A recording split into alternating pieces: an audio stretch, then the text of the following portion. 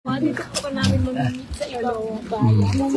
Tondo Philippines kami, nag-tour lang kami dito. From Bulacan.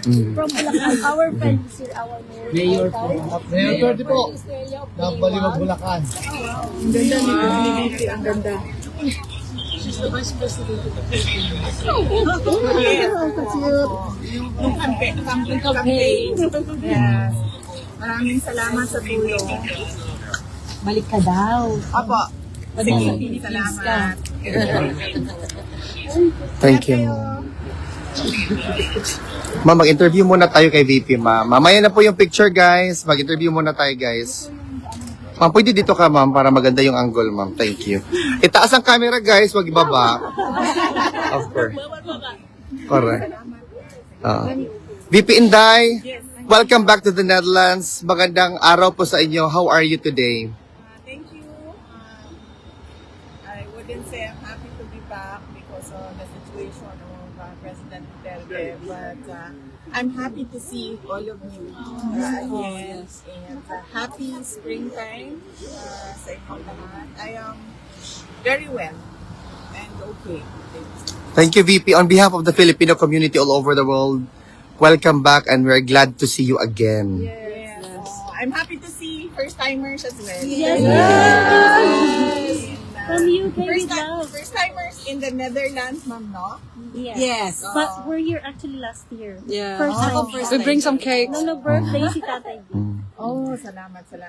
And I think malaki din yung celebration nitong nakaraang March 20 Yes. para kay President Duterte. So, nagpapasalamat din ako sa mga Filipinos overseas na pumunta dito sa Hague noong March 28 para mag-celebrate dito sa Duterte Street and mag-celebrate din dun sa Maribel Park. So, thank you sa inyo.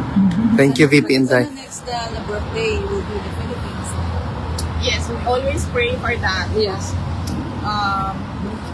Halos araw-araw yung dasal na sana ay makauwi na si President. Doon naman kami uwi. Yes. VP Inday.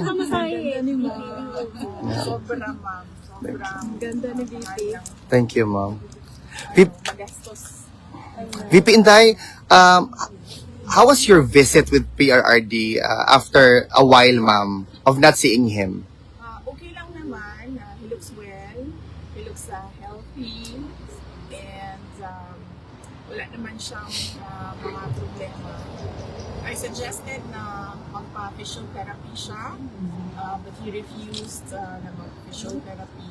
So, we'll see tomorrow kung makumbinsin natin siya na mag-physiotherapy in lieu of his supposed dapat everyday exercise.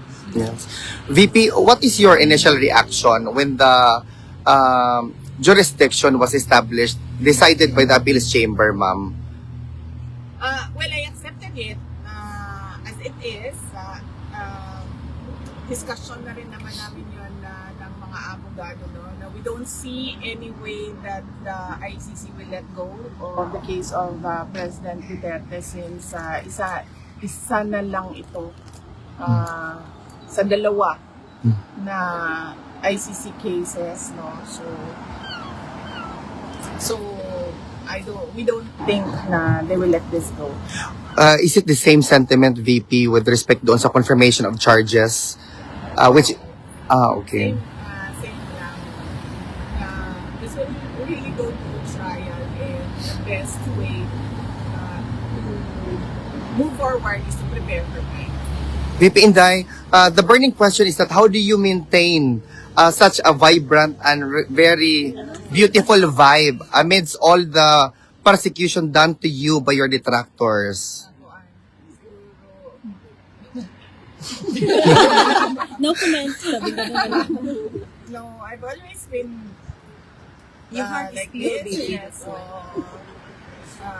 even before I was vice president, and naging vice president ako, and I don't see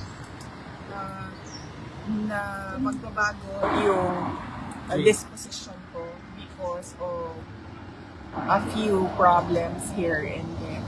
Sabi ko nga lagi, di ba noon, na parang tipong ang pinaka-problema lang ng isang tao is magkasakit or mamatay because death is the ending and then disease or sickness is going towards the ending. VP, just to be political also, what is your position? A lot of people, especially individuals na talagang gusto kang ma-impeach, are already spreading statements sa social media or sa mainstream media that you will be impeached and there will be impeachment sa Senate against you. Kung ordinary individuals lang naman yan, like ordinary Filipinos, bayaan na natin yan. No? Kasi yan naman yung opinion nila, yan naman yung damdamin nila, hindi mo naman mapabago ang nararamdaman ng isang tao. But it is different siguro kapag congressman na yung nagsasabi or senator na yung nagsasabi. Kasi magtatanong ka, bakit sobrang sigurado ka na Yes. tapos na yun? I was about to ask VP because Representative Ridon actually even made mention in an interview that you're very clear na talaga that there will be 106 votes which is required for the articles of impeachment na ma-endorse doon sa Senate. Oh, well, yung makakomment sa kanyang mga nalalaman kasi hindi ko alam kung ano yung alam niya si Kirin. Okay. VP Inday, just to conclude this interview, VP, no, para siguro jet lag ka pa. Wala, okay lang ako. Okay lang. VP, what's Ako ng maayos. okay. VP, what's your message to the undying, unwavering love and support to the former president and to the Duterte family, to you and your siblings as well? Yes, oo. Undying din yung pagpapasalamat sa lahat ng mga kababayan natin. In fact, kanina, as you mentioned, to bring the message to him, sabi mo, hindi kayo susuko. So, pinaabot ko din sa kanya, sabi ko, nagsabi sila na hindi sila susuko. At sabi niya na sumuko na daw kayo.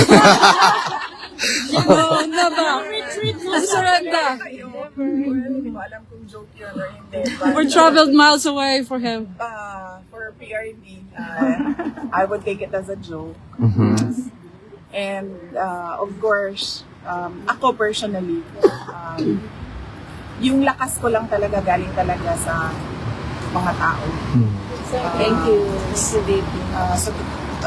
Sa totoo lang, iniwan na siguro ako lahat ng mga kaibigan ko na politiko, pero hindi ako Don't worry. ng mga Correct, It's only in politics, but we are here for you, Correct, VP. no matter what. VP, another statement coming from perhaps sentiments by the Filipinos. Are you ready to become the next president of the Philippines? Yes. I'm already a presumptive candidate because I declared my intention to run for the next presidential elections. We can only pray that there will be a presidential elections on 2028 and it will be honest, orderly, and Yes. Yes. On behalf of the Filipino VP, mabuhay ka, mahal ka namin, at asahan mo ang suporta namin. Duterte! Duterte! Mabuhay ka, VP. Oh, yan. No gift policy lagi. No gift gang, no gift policy lagi gang. Bukas ka. Bukas. Bukas na sol. Mamaya, dito.